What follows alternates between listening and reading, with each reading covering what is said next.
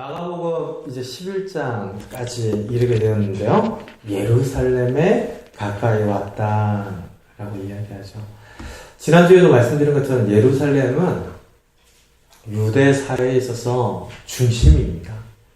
그러니까 이스라엘 모든 지경 가운데 예루살렘은 가장 중요한 수도일 뿐만 아니라 정신적인 물근원, 뿌리라고 할 수 있습니다. 그래서 거룩한 도성이다라고 사람들은 이야기를 해왔는데 예루살렘에서 제사를 드렸죠. 하나님의 임재를 상징하는 성전이 예루살렘에 있습니다. 근데 예수님께서도 예루살렘을 향해서 계속 나아가시는데 예루살렘의 화려함이라든지 웅장함이라든지 그곳에 있는 성전이라든지 이것에 대한 기대를 우리들에게 이야기를 하셨던 것이 아니라 예루살렘에 가서 내가 십자가를 져야 된다. 매를 맞고 침뱉음을 당하고 수치를 받고 순환을 받아서 십자가에 죽임을 당할 것이다. 이와 같은 이야기를 3번씩이나 반복해서 하셨습니다. 그러니까 예수님에게 있어서 예루살렘은 죽음이 기다리고 있는 장소예요. 우리가 이제 서울이라든지 저기 다른 나라에 어디 여행을 가게 된다라고 하면 좀 낯선 곳에 대한 설레임, 막연한 기대들 있잖아요.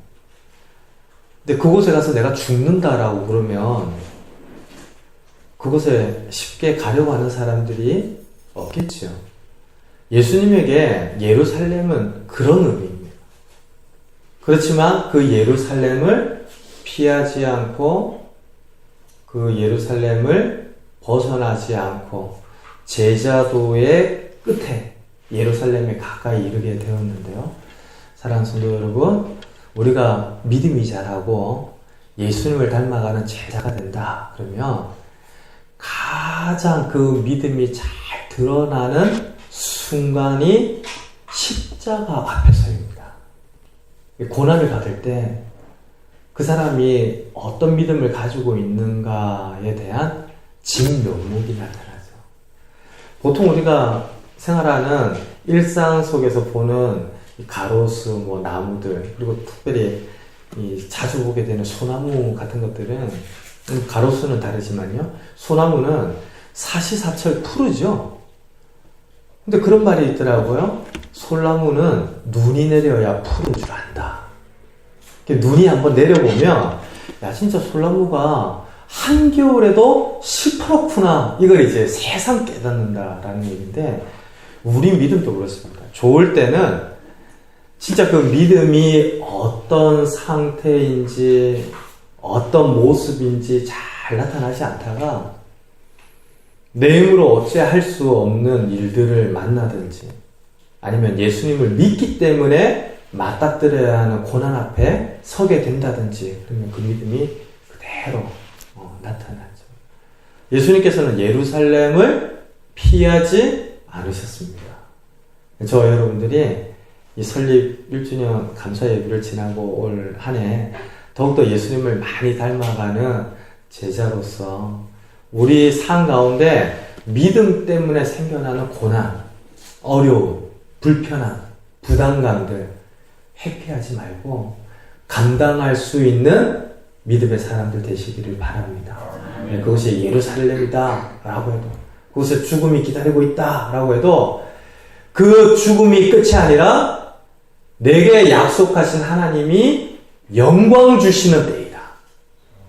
예수님의 십자가가 가장 존귀한 이름을 주사 하나님이 높이시는 그 영광의 때와 맞닿아 있었던 것을 생각하면 성도도 그 비밀을 알아야 합니다. 예루살렘은 그냥 죽는 곳이 아니다. 내 가정에도 예루살렘이 있고 직장에도 예루살렘이 있고 관계 안에도 예루살렘이 있을 터인데 나를 아무리 죽이려고 해도 그것이 내 마지막이 아니라 하나님이 주시는 영광의 때와 맞닿아 있는 고난이다. 내가 감당한다. 사실은 그런 믿음 안에서 예루살렘으로 우리가 함께 나아가게 되는 것이죠. 그럴 때에 예수님이 제자들을 먼저 미리 보내십니다. 이 제자 둘을 건너편 마을로 보내시는데요. 좀 명령이 당황스러운 명령을 하십니다. 2절 같이 한번 읽을까요? 이르시되 너희는 맞은편 마을로 가라. 그리로 들어가면 곧 아직 아무도 타보지 않은 나귀 새끼가 매어 있는 것을 보리니 풀어 끌고 오라. 예수님께서 예루살렘에 들어가실 때 나귀를 타고 들어가십니다. 근데 그 나귀를 준비시키는 것과 관련한 말씀이 오늘 마가복음 11장 1절에서 6절까지 우리가 읽었던 말씀인데요. 제일 먼저 놀라는 것은 야, 예수님이 이런 것까지 신경을 쓰시나 뭐 이런 거예요. 사실 제가 개척을 하면서 너무 재미나고 유익한 경험들을 많이 하고 있거든요. 사실은 그 전에 대형교회에 부목사로 있을 때는 그냥 새벽에 나가서 기도회 마치면 오전은 계속 책상에 앉아 있는 거예요. 그리고 오후에 신방을 가고 약속을 잡아서 만나고 또 갔다 오면 자리에 앉아서 계속 책 보고 뭐 설교 준비하고 다른 행정적인 일들을 마무리하고 그리고 뭐 예배 있으면 이제 본당에 올라가서 기도하고 그 주로 생활 안에서 이루어지는 일들이 그런 일이었는데 전에도 말씀드렸지 않습니까? 개척을 딱 하고 나니까 아무것도 없어요. 그래서 뭐 장판 걷어내고 청소하는 일부터 시작해서 시멘트 개우는 것도 했고요. 시멘트가 40kg이라는 걸 처음 알았습니다. 한 포대가. 근데 그 40kg을 우습게 봤다가 완전히 골병이 되는 줄 알았어요. 10포대를 저 밑에서부터 위에까지 올리는데 그 시멘트를 가져다 주시는 분이, 파시는 분이 그러더라고요. 누가 뭐 올릴 사람이라도 있습니까? 그러길래 제가 올리려고요. 그랬더니 굉장히 이상 야릇한 웃음으로 저를 봤는데 그 웃음의 의미를 제가 직접 날라보지 않았다면 평생 몰랐겠죠. 근데 이제는 알 것 같아요. 그래서 다시 하라고 그러면 뭐라고 합니까? 이 지게 같은 거라든지 뭐 이런 연장이 없이 그냥 이렇게 안아서 엿기 올리듯이 안아서 이렇게 올린다. 이거는 군대만큼 징하게 기억이 되는데요. 다시 하라고 해도 못할 것 같은 그런 경험들을 개척을 하면서 하게 돼요.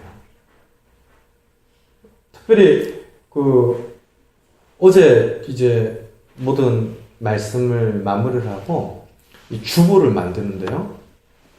주보를 만들다 보니까 지난주 주보를 이제 컴퓨터로 다른 이름으로 저장하기를 해서 그걸 이제 수정을 하면서 고치거든요. 근데 그러니까 이번 주 주보를 만들면서 지난주 주보를 참조를 하는 거죠. 근데 지난주에는 그렇게 봐도 안 보이더니 지난주 주보를 이번 주에 다시 작성을 하면서 천천히 들여다보니까 그 지난주의 광고를 수정도 안 하고 지난주에 주보에 나갔다. 이걸 딱 보게 됐어요. 아찔하더라고요. 막 식은땀이 나면서 야, 이거 또 우리 성도님들 보면서 유심히 보신 누군가는 목사님 많이 바쁘셨나 보다 이렇게 생각했겠다. 그렇게 생각하면서 또 뭐 어제는 한 번 보고 두 번 보고 막 그래가지고 또 꼼꼼히 봤어요. 근데 이전에 제가 주일이 오면 주보와 관련된 일들은 뭐 할 이유가 없었죠. 그럼 제가 말씀을 전할 설교 본문만 문자로 하나 남겨주면 나머지 첫 장부터 끝장까지는 다 교회가 준비를 할 뿐만 아니라 제가 담당하고 있는 청년 공동체에서도 주보 팀이 따로 있었어요. 그러니까 저는 말씀만 보고 준비를 하면 그만이었죠. 이게 개척을 하니까 이 세세한 거, 작은 것까지 생각을 하게 되고 제가 경험을 하게 되는데, 저는 이것이 하나님이 저에게 주시는 역설적인 은혜라고 믿습니다. 예, 이전에 전혀 이런 일들을 모르던 목회자에서 이제 진짜 작은 것 하나까지 내 교회이기 때문에, 우리 교회이기 때문에 생각하고 들여다봐야 하는 목회자로 하나님께서 은혜를 주시는 것이죠. 예수님께서 아니 예루살렘 성에 가시는 중에 제자들이 뭔가를 준비를 하고 택시를 대절하고 또 뭐 자가용을 끌고 오고 뭐 봉고차를 빌려오고 뭐 이렇게 해도 될 법한데 나귀 새끼를 준비하는데 예수님이 직접 명령을 해서 나귀를 타고 예루살렘 성에 오십니다. 너무 세세한 것까지 이렇게 신경을 쓰셔야만 합니까? 라고 의아해하실 법도 한데요. 예수님께서는 지금 나귀 새끼를 끌어다가 타는 일 자체가 목적이 아닙니다. 그 작아 보이는 일 가운데에서도 하나님의 말씀을 기억하고 떠올렸던 것이죠. 실제로 예수님께서 예루살렘 성에 들어가실 때 무엇을 타고 들어가는지에 대해서 명백하게 규정이 되어 있는 율법이 있는 것이 아닙니다.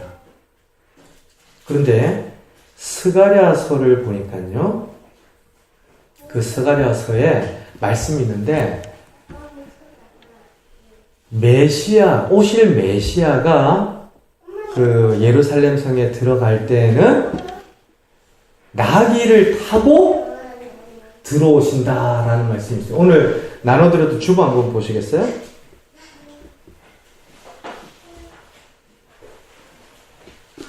스가랴서 7번 보시면 나오는데요. 스가랴서 9장 9절 말씀 거기에 찾아놨습니다. 한번 같이 읽을까요? 시온에 따라 크게 기뻐할지어다 예루살렘에 따라 즐거이 부를지어다 그는 공의로우시며 구원을 베푸시며 겸손하여서 나귀를 다스리나니 나귀의 작은 것 곧 나귀 새끼니라. 아주 오래전 스가랴라고 하는 선지자를 통하여서 하나님이 말씀하신 것인데요. 진정한 왕이 나타날 것이다. 그 왕이 나타나면 예루살렘 가운데에 있는 문제들이 해결이 되어지고 하나님의 백성들로 회복되는 역사가 있을 것이다. 이 일을 감당하는 이가 왕이신데 메시아이죠. 그래서 메시아에 대한 예언을 하면서 그가 굉장히 의외이지만 나귀를 타고 너희 가운데 임하실 것이다 라고 말씀하셨어요. 이 말씀을 이 땅에 오신 성육신하신 하나님의 말씀이신 예수님께서 모르실 리가 없으시죠. 그래서 예루살렘 성에 들어오는 중에 나귀를 준비시키도록 제자들을 보내시는데 예수님은 이 작은 일에까지 하나님의 말씀을 성취하고 이루어 가기를 원하셨습니다. 아니, 그렇게 작은 일까지 신경을 쓰실 필요가 있으신가 싶은 일인데요. 그냥 예수님이 계시면 많은 백성들이 따르고 제자들만 하여도 12명의 제자가 아니라 70여 명의 제자들이 예수님과 함께 움직였다라는 성경의 기록을 볼 때 많은 사람들이 뒤따랐던 선생님이에요. 근데 그런 예수님이 예루살렘 성에 가실 때 아무도 그 예수님의 발걸음을 돕지 않았겠느냐? 도왔겠죠. 그런 중에 예수님이 나귀를 준비시키신다라고 하는 것은 그런 다른 도움을 통하여 일들이 이루어지기를 바라시는 것이 아니라 하나님의 말씀을 따라서 하나님의 계획이 성취되어지기를 바라셨던 겁니다. 사랑하는 성도 여러분, 이번 한 주 우리에게 주어져 있는 크고 작은 일 가운데 하나님의 말씀을 떠올리면 하나님의 귀한 사람들 되시기를 바랍니다.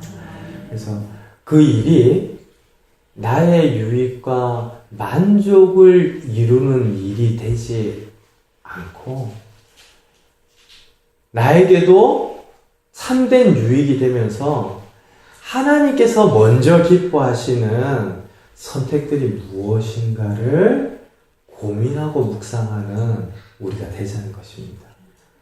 예수님께서 더한 것을 끌어다가 타고 가신다 한들 뭐라고 하겠습니까? 만왕의 왕이신데요. 하나님의 아들이신데요. 마가복음 1장 1절에서 아예 예수님에 대하여서 소개하기를 하나님의 아들 예수 그리스도의 복음의 시작이다. 그렇게 이야기하잖아요. 하나님의 아들이 이 땅에 오셔서 우리 가운데 거하시는데 그가 예수 그리스도시다. 그 고백이 마가복음 1장 1절이었어요. 그런 예수님께서 예루살렘 성으로 입성하실 때 온 천하가 들썩거리며 박수치고 환영한다 해도 그분을 영접하는 일에 있어서는 부족하죠. 대통령이 여기 그 사람 얘기한다 그러면 우리 성도님들이 아무리 무심하려고 해도 아무도 신경 안 쓰고 무심할 수 있겠습니까? 뭐 박근혜 대통령 정도야 내가 무심할 수 있다 이런 분들은 안 계시겠죠. 어느 대통령이라도 우리 가운데 함께 하면서 예배한다. 하나님 앞에서는 우리와 똑같은 예배자이지만 이 나라의 통수권자가 이곳을 방문했다는 것 자체가 의미가 있는 일이잖아요. 예수님께서 예루살렘에 오신다라고 하는 그 일이 굉장히 의미 있고 중요한 일일진데 예수님은 그 가운데에서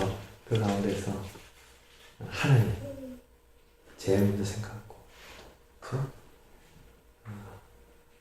더 좋은 것들을 끌어다가 사용하여도 문제가 되지 않을 예수님이신데 나귀를 택하셔서 그것을 타고 입성을 하신 거예요. 사랑하는 성도 여러분, 이 나귀가 뭐 겸손하다라고 하는 분들도 은혜야? 우리 저 뒤에가 살짝 깜짝 놀라죠.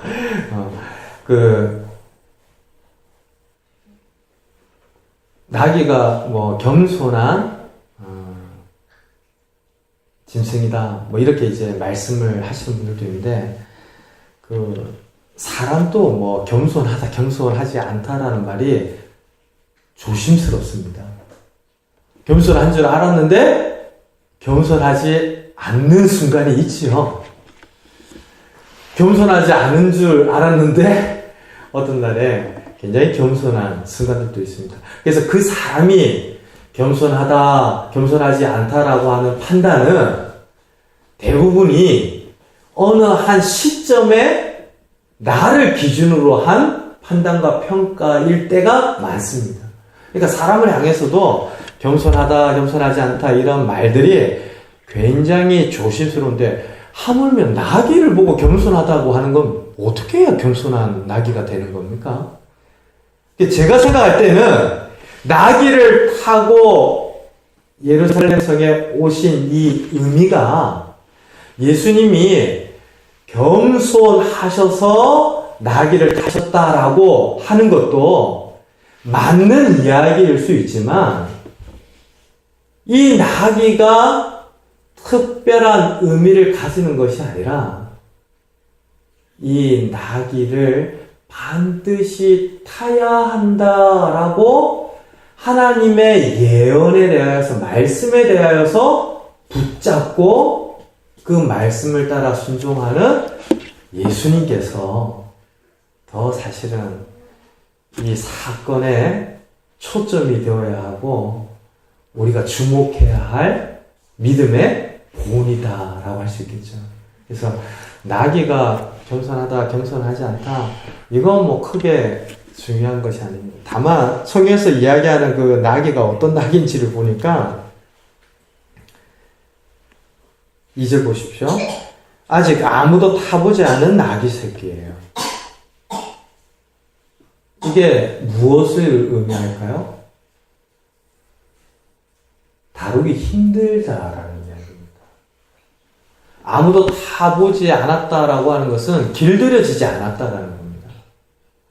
그러니까 누군가를 태워본 낙이라야 사람이 올라앉더라도 감당하죠. 근데 아무도 타보지 않은 낙이 새끼이면 예수님께서 그 당시에 뭐 30세 지나셨던 건장한 어떤 청년의 모습이셨을 텐데, 아무도 타보지 않은 낙이 새끼가 그 예수님을 태운다라고 하는 것은 사실은 흔한 일이 아니고 쉽게 일어나는 일이 아니죠. 어떤 면에서는 예수님을 태우기에 합당한 낙이입니까? 합당치 못한 낙이입니까? 네, 합당하지 못한 낙이입니다. 사랑하는 성도 여러분, 이 정도 이야기하니까 우리는 어떻습니까? 하나님이 사용하시기에 합당한 성도입니까? 합당하지 못한 존재였습니까? 네, 합당한 성도이면서 둘 다죠. 합당하지 못했었던 존재였습니다. 그런 우리들을 하나님께서 의롭다 하시고 주님께서 쓰시는 일에 합당하게 쓰임받는 존귀한 성도가 되게 하신 줄로 믿습니다. 나귀도 무자격자예요. 자격이 없는 나귀를 예수님께서 끌어다가 사용하시는데, 그 예루살렘 성으로 들어오시는 그 예수님의 발걸음을 도왔을 뿐만 아니라 하나님의 뜻과 말씀과 약속이 성취되어지는 일에 나귀 새끼까지 쓰여집니다. 그러니까 이 겸손하다, 겸손하지 않다, 이걸 의미하는 것이 아니라 어떤 존재였는데 어떻게 하나님의 뜻에 쓰여졌는가를 단적으로 잘 보여주는 짐승이 나귀 새끼입니다. 그리고 그 나귀에 대한 표현을 한번 다시 보십시오. 풀어서 막 뛰어다니고 있습니까? 매여 있습니까? 예, 나귀 새끼가 매여 있다라는 것은 어떤 의미죠? 누군가가 그 나귀를 소유하고 있을 가능성이 많은 것이죠.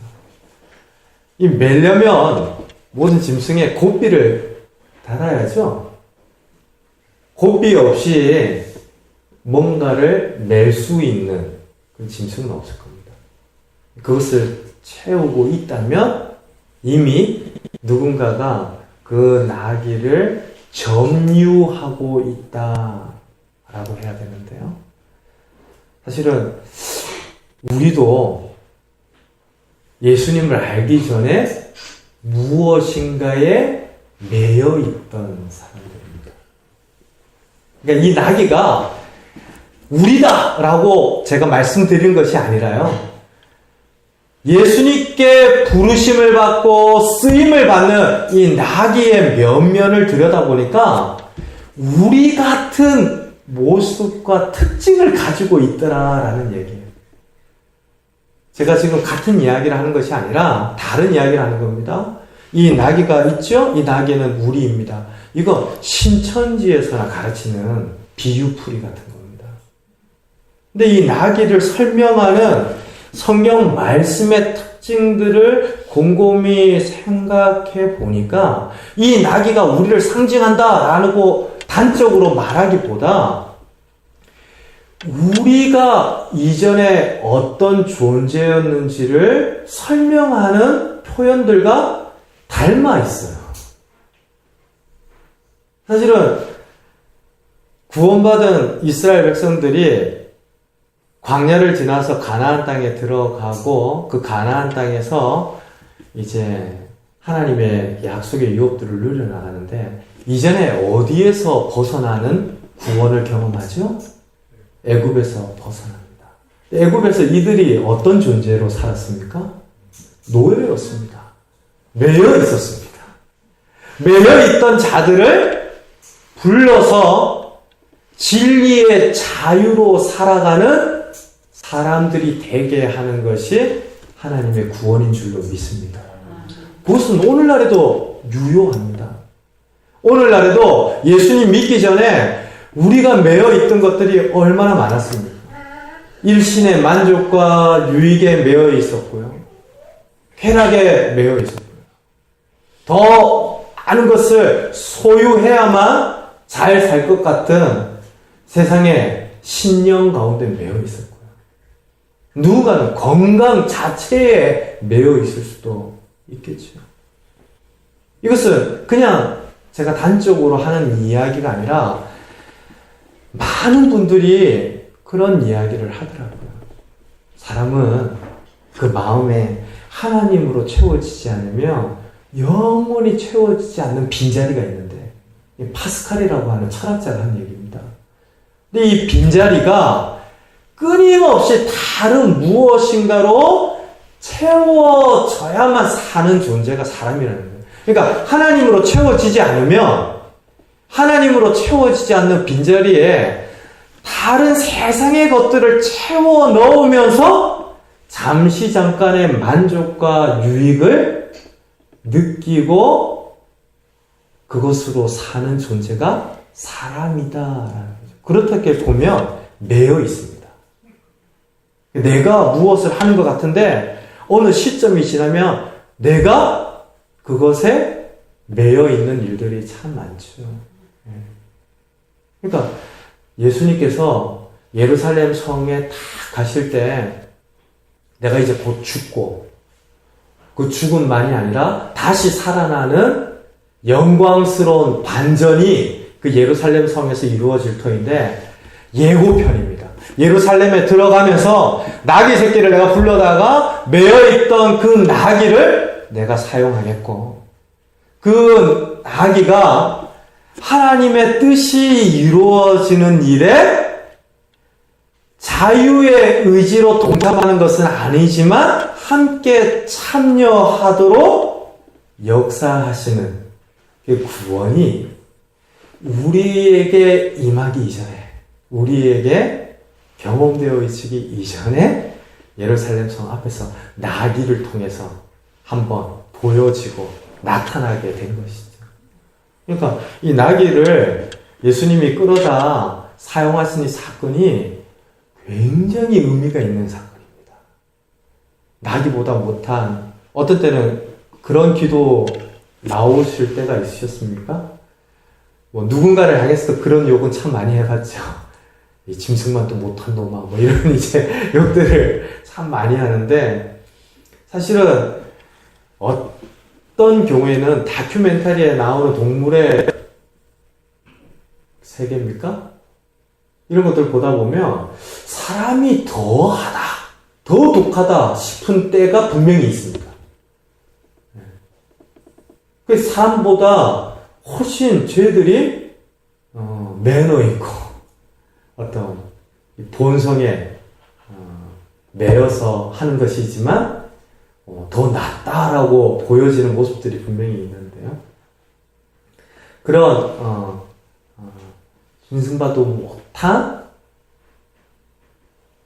우리, 하나님을 찾지도 않고 구하지도 않고 철저히 부패하고 전적으로 타락해 있는 우리들을 예수님이 이렇게 풀어서 끌어다가 쓰시며 하나님의 일에 참여하도록 일으키시겠구나.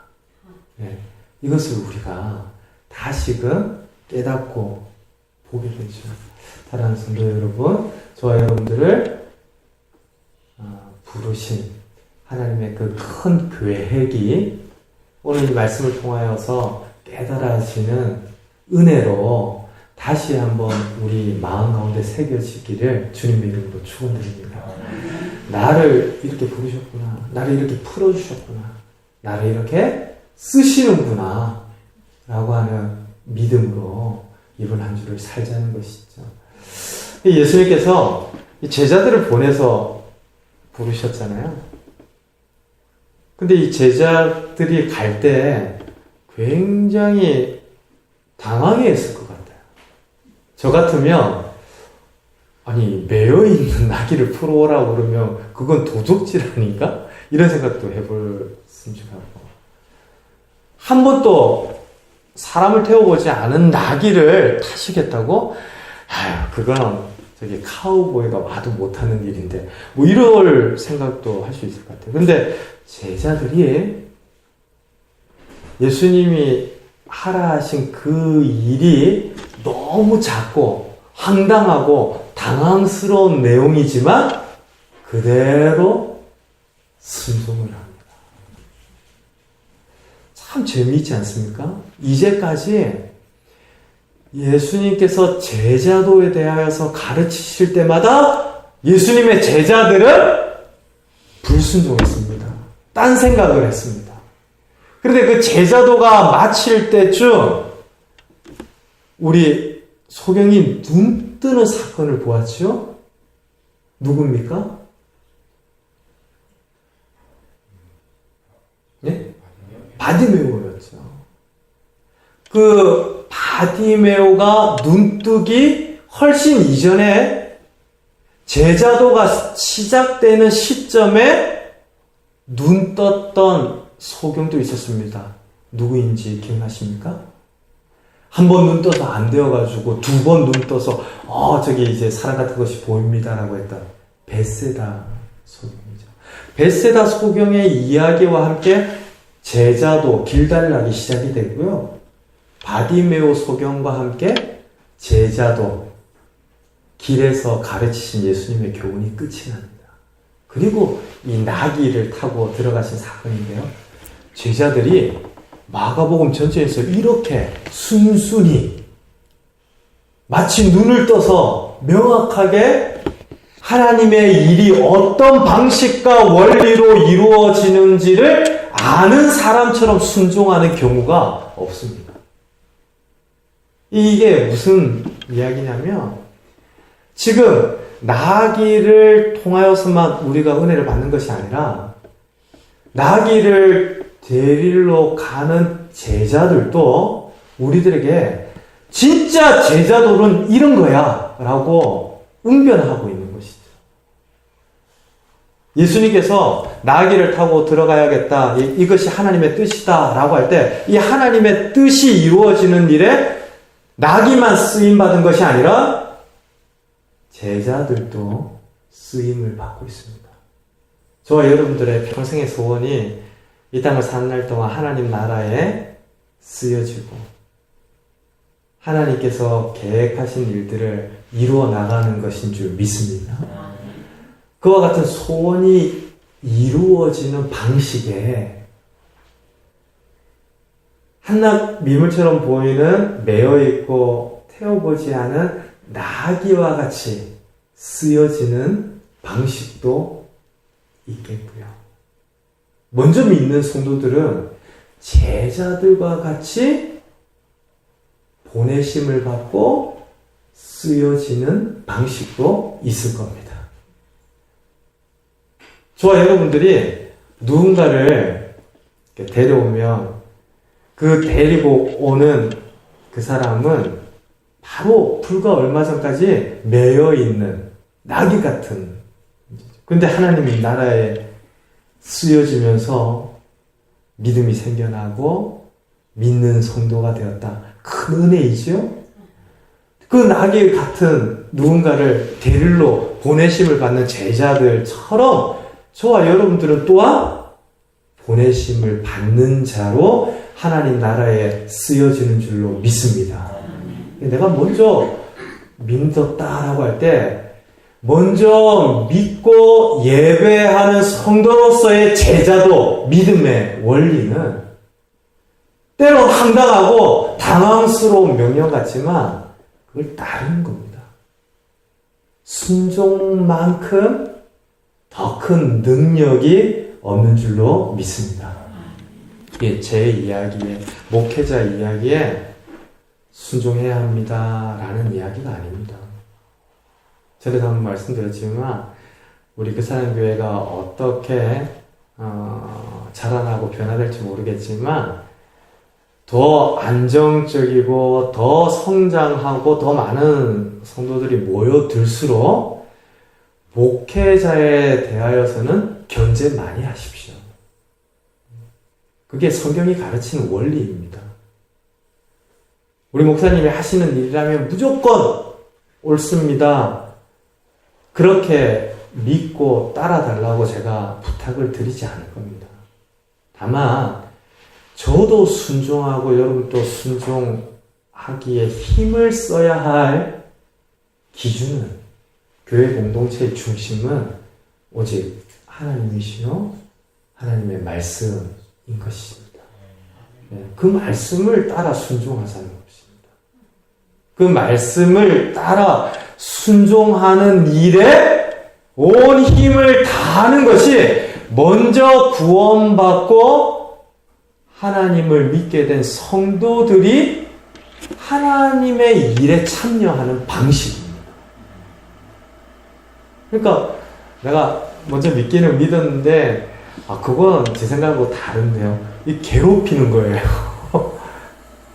이거는 하나님 나라의 일에 쓰임받고 참여하는 것이 아니라 언제쯤 그런 순종하는 때가 오겠니?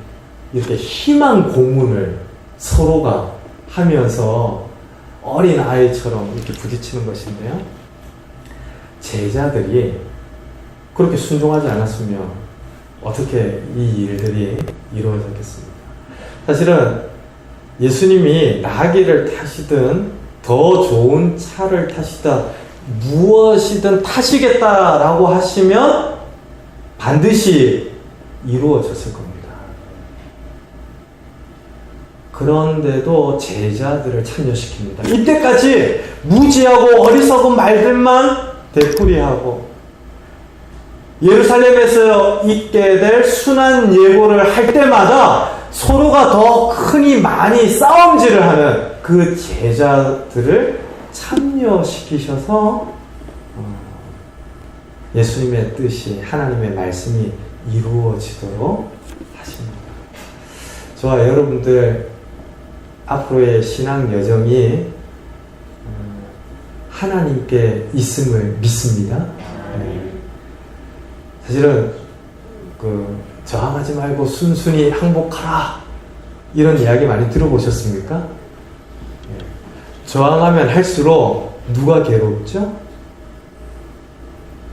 저항하는 사람이 괴로울 뿐만 아니라 그 저항하는 나와 누군가를 바라보는 하나님이 괴롭습니다. 근데 순순히 순종하고 항복하고 하나님 없으면 못 삽니다. 그렇게 의지하는 성도들을 하나님께서 복 주시고 또 하나님께서 기뻐하시는 줄로 믿습니다. 그러니까 예루살렘 바로 앞에 두고 제자도의 마지막 수업이면서 장차 있을 예루살렘에서의 순환 제일 앞에 이 제자와 나귀를 통해서 예수님이 우리에게 믿음을 가르쳐 주시는데요. 이번 한 주 주가 쓰시겠다 하라 주님의 것입니다 라고 하는 말씀 앞에 내 인생이 있다라는 것을 깨닫게 되고 내가 그런 존재로 부르심을 받았다라는 것을 고백하게 될 때마다 주님 더 사랑하고 주님을 위하여 내가 어떻게 살아야 할 것인가를 성령님께서 비추어 주시는 그 은혜 안에서 깨닫는, 그래서 제자처럼 나귀처럼 그렇게 하나님 나라의 일에 쓰여지고 참여하는 저와 여러분들 한 분 한 분 되시기를 주님의 이름으로 축원드립니다.